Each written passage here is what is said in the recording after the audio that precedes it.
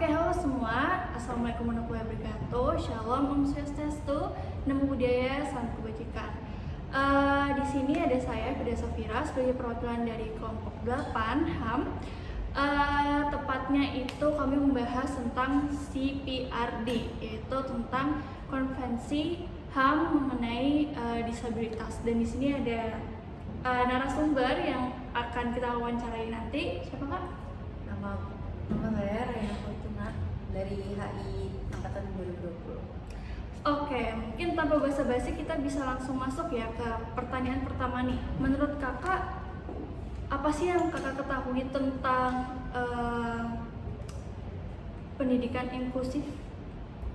Kalau sejauh yang aku tahu, pendidikan inklusif itu pendidikan yang tidak memandang secara fisik gitu. Maksudnya pendidikan itu semua orang itu boleh ikut kepada sistem pendidikan yang ada, termasuk juga ke teman-teman yang penyandang disabilitas.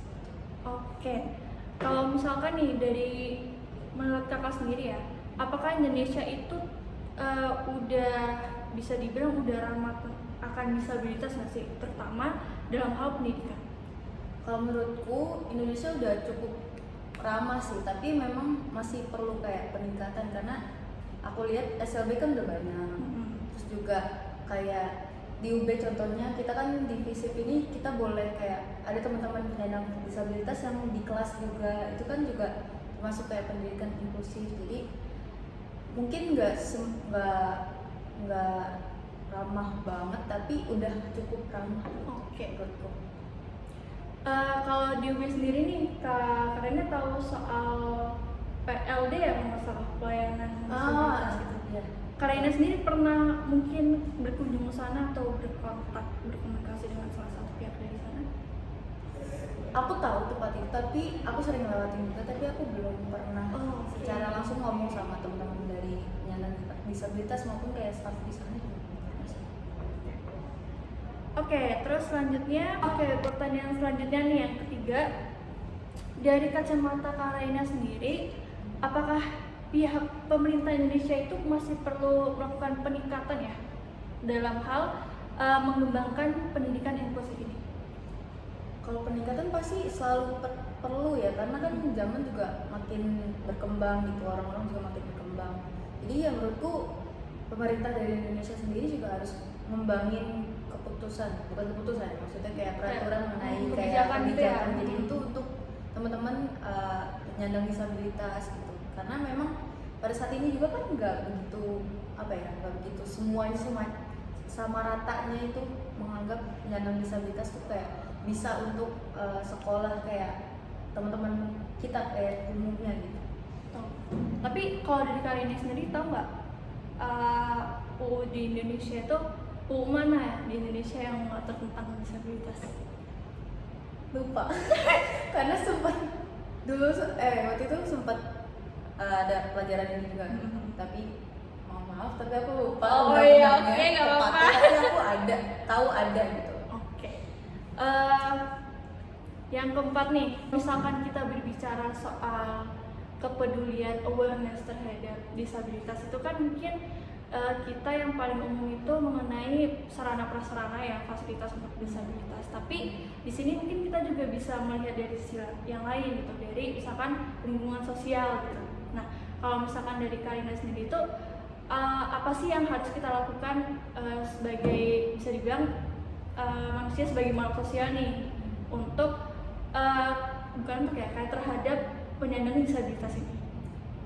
Menurutku ya anggap mereka seperti kita, maksudnya kayak nggak ada bedanya gitu antara kita dengan penyandang disabilitas, karena yang banyak aku lihat itu kayak kadang teman-teman yang kayak kita gitu, maksudnya yang lebih normal itu kayak memandang mereka tuh sebelah mata gitu loh. Jadi kayak mereka tuh kayak dipinggirkan, kayak emang bisa gitu yang menjadi pertanyaan seringnya gitu kan, emang mereka bisa kayak gini, padahal juga mereka punya keahliannya sendiri buat ya yang mereka punya dibandingkan kita gitu, menurutku sih.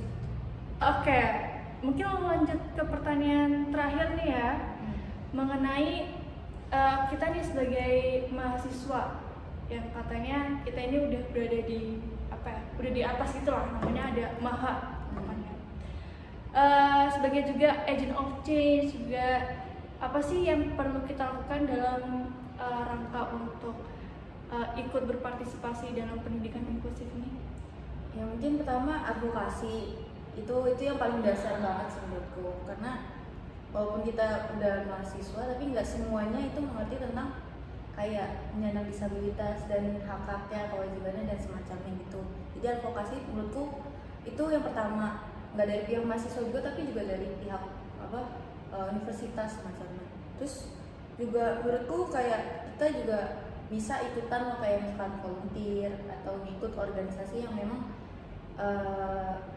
menuju ke arah situ gitu, maksudnya menuju kayak membantu teman-teman penyandang disabilitas atau kayak volunteer kayak di PLD kalau nggak salah ada yang volunteer untuk membantu teman-teman disabilitas di kelas gitu. Jadi itu sih menurutku kayak lebih aware aja, ada teman-teman penyandang disabilitas yang memang butuh bantuan tapi dari mereka juga ada kebutuhan terkhusus gitu, jadi kita harus bantu.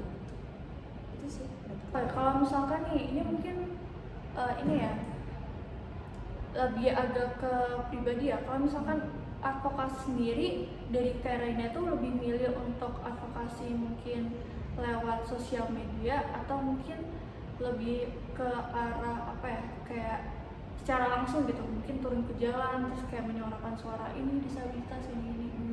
Kalau aku sih sebenarnya dua-duanya nggak apa-apa, tapi aku prefer awalnya dimulai dari sosial media, karena maksudnya sosial media itu kan udah kayak berpengaruh banget kan, kayak kita nyari informasi, kita nyari apa pasti ada di situ. Jadi kayak kita buat seseorang itu interest ke apa hal yang kita mau itu dari sosial media dulu. Jadi kayak tentang ini dari sosial media dulu, nanti kalau misalkan udah interest kan mereka akan cari tahu sendiri, dan juga nanti kita bisa kayak ngajak buat teman-teman itu buat ya udah ayo ikut.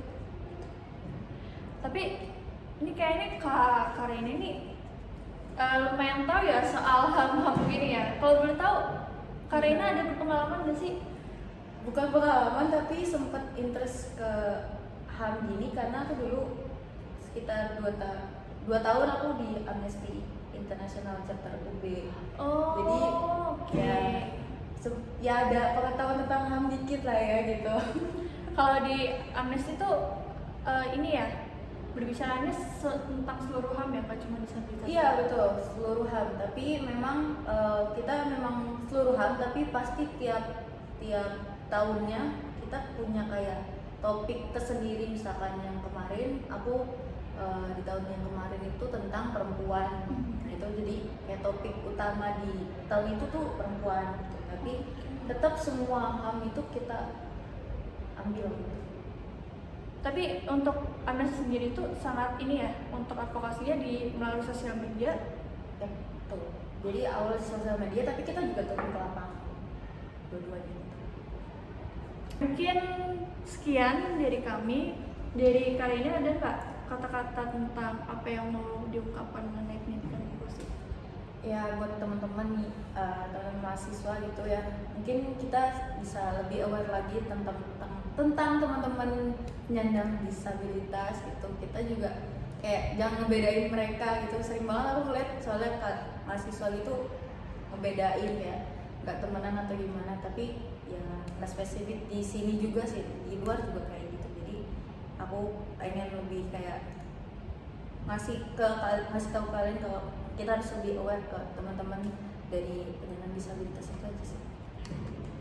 Oke, mungkin karena itu adalah kalimat penutup dari Kak Reina sendiri, mungkin dari kami sekian, kami cukupkan. Saya Fida Safira dan Kayaknya Fortuna.